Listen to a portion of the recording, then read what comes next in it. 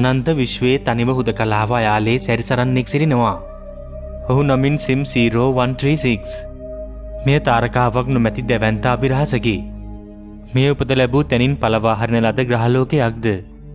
නැතහොත් තාරකාවක් බවට පත්වීමට අසමත් වූ තාරකාවක්ද?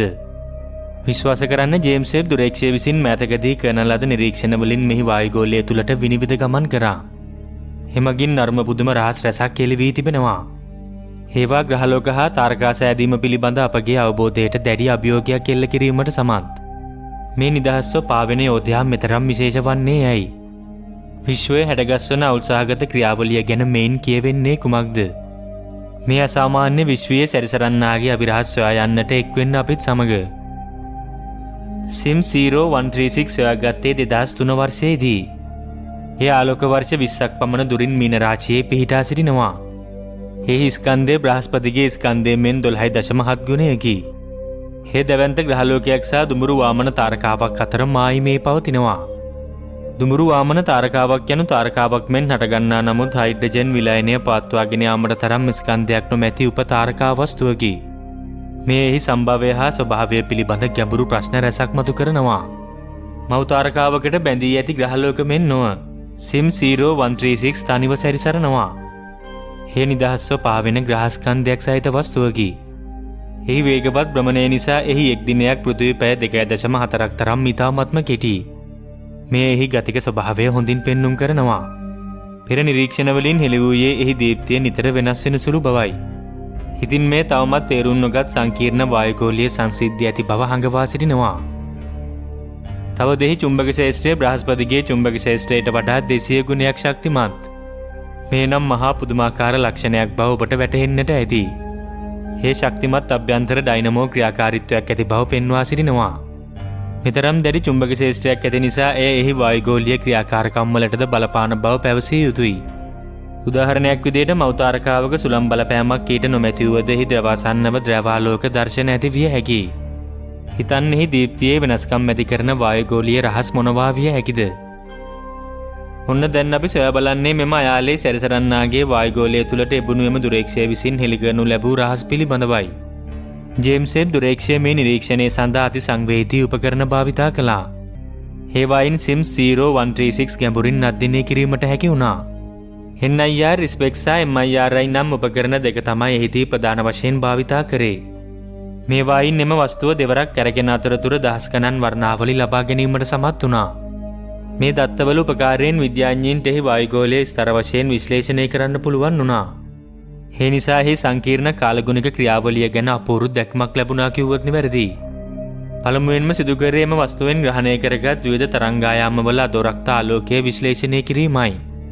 හේන් රසායනික ලක්ෂණ හඳුනා ගන්නට පුළුවන් වුණා. මොකද එක් රසායනිකයන් විසින් පරාවර්තනය කරන සහ අවශෝෂණය කරගන්නා තරංගායාමයන් එකිනෙකට වෙනස්. ඒ නිසා වායුගෝලයේ ව්‍යුහය ගැන සවිස්තරාත්මක තොරතුරු ලැබුණා. දුරේක්ෂයේ ඉහළ විභේදනය නිසා තාපාංක වෙනස් වීම සහ වලාකුළු හැසිරීම ගැනද ගැඹුරු අවබෝධයක් ලබා ගන්නට පුළුවන් වුණා. මේ නිසා මේ අයාලේ යන ලෝකයේ අවුල්සහගත දේශගුණය ගැන පැහැදිලි චිත්‍රයක් ගොඩනගා ගැනීමට විද්‍යාඥයින් සමත් වී තිබෙනවා. එසේනම් මේ සවිස්තරාත්මක නිරීක්ෂණවලින් මේ රෝග්‍රහ වස්තු ලෝකයේ කාලගුණික රටා ගැන හෙළි කර ගැනීමට හැකි වුණේ මොනවද? පළමුවෙන්ම වලාකුළු ස්තර සහ උෂ්ණත්වය පිළිබඳ හොඳ අදහසක් ලැබුණා. ජේම්ස් වෙබ් දුරේක්ෂයට පෙනී ගියේ එය බහුවිධ ස්තර සහිත වායුගෝලයකින් සමන්විත බවයි. එහි විවිධ වලාකුළු වර්ග තිබුණා. උදාහරණයක් විදිහට ගැඹුරු ස්තරවල යකඩාංශු බහුල වලාකුළු හමු වුණා. ඉහළ ස්තරවල සිලිකේට් පාදක වලාකුළු තිබුණා. මේ සොයා ගැනීම පෙන්눔 කරන්නේ සක්‍රිය හා කැළඹිලි සහිත වායුගෝලයක්. උෂ්ණත්ව වෙනස්කම් මේ වලාකුළු ස්තර සෑදීමට හා පැතිරීමට බලපාන බවයි විද්‍යාඥයින් තහවුරු කරේ. ඊට අමතරව මෙහි වායුගෝලයේ උෂ්ණත්වය දැඩි ලෙස වෙනස් වෙනවා. ඒ කෙල්වින් 1100 සිට 1250 දක්වා වෙනස් වෙනවා. සෙල්සියස් අංශක වලින් නම් 827 සිට 977 දක්වා. ඉතින් මේ ෂණික වෙනස්කම් මගින් පෙන්눔 කරන්නේ ඒ මත දැඩි කුණාටු සහ වලාකුළු ව්‍යුහ වෙනස් වීම සිදු වෙන බවයි.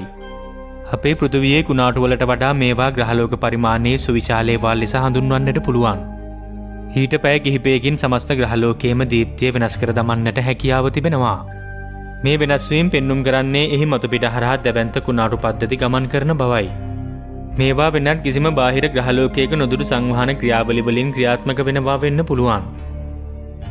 එපමණක් නොවේ ද්‍රවාලෝක හා රසායනික සංයුතිය පිළිබඳවද ගැඹුරු අවබෝධයක් ලැබුණා.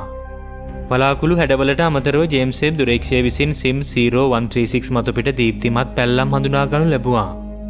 මේවා ද්‍රවාලෝක ක්‍රියාකාරකම් විය හැකියි. මේ ද්‍රවාලෝක ඇතිවන්නේ වස්තුවේ චුම්බක ක්ෂේත්‍රය සහ ආරෝපිත අංශු අතර අන්තර්ක්‍රියා නිසායි. හරියට අපේ පෘථුවියේ උතුරු ආලෝකය වගේ. නමුත් SIM 0136 ද්‍රවාලෝකයන් පෘථුවියට වඩා වෙනස්. මොකද SIM 0136 අතුව ඒවා ඇති කරන්න මෞතාරකාවක් ළඟ නැහැ. ඒ නිසා මේවා ඇතිවන්නේ කොහොමද කියලා පුදුම සහගත ප්‍රශ්න මතුවෙනවා. ඊට අමතරව මීතේන් සහ කාබන් මොනොක්සයිඩ් වැනි කාබන් මත පදනම් වූ අණුවල වෙනස්කම් විසින් පෙන්눔 කරන්නේ වායුගෝලය තුළ සිදුවෙන සක්‍රීය රසායනික ක්‍රියාකාරීත්වයයි.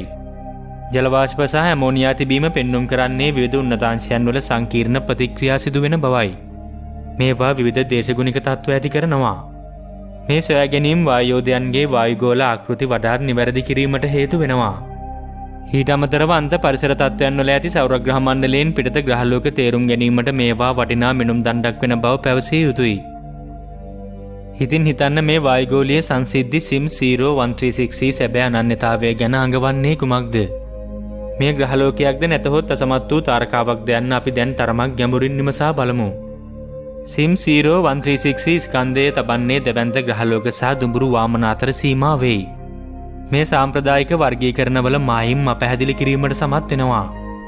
එපමණක් නොවේ යේ හුදකලා පැවැත්මෙහි සම්භවය ගැනද ප්‍රශ්න මතු කරනවා. මේ සෑදුනේ සෞරග්‍රහ මණ්ඩල පද්ධතියකින් පිටමං වූ ග්‍රහලෝකයක් ලෙසද? නැතහොත් සම්පූර්ණයෙන් වර්ධනය නොවූ තාරකාවක් මෙන් තනිවමද?